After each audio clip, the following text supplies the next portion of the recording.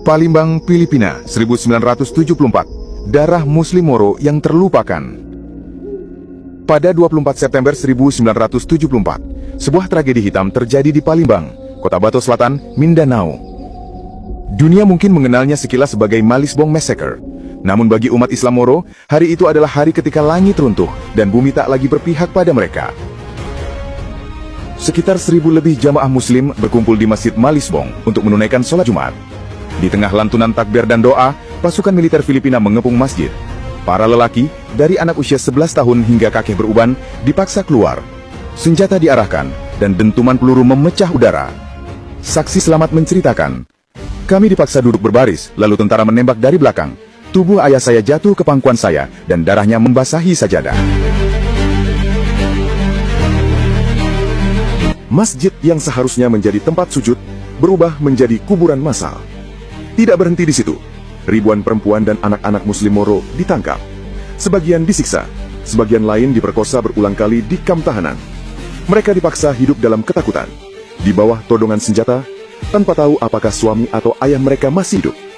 Bukti yang jarang diungkap, banyak di antara perempuan ini ditahan hingga 2 tahun.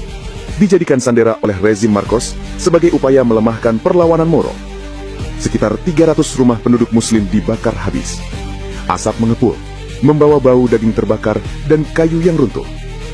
Palembang, yang dulunya sebuah desa nelayan yang damai, malam itu berubah menjadi kota mati. Tragedi ini terjadi di tengah kebijakan darurat militer Presiden Ferdinand Marcos 1972. Pemerintah Filipina memandang Moro National Liberation Front atau MNKF yang memperjuangkan hak-hak Muslim sebagai ancaman. Namun, alih-alih membedakan antara pejuang bersenjata dan rakyat sipil, militer Marcos menumpahkan darah tanpa pandang bulu.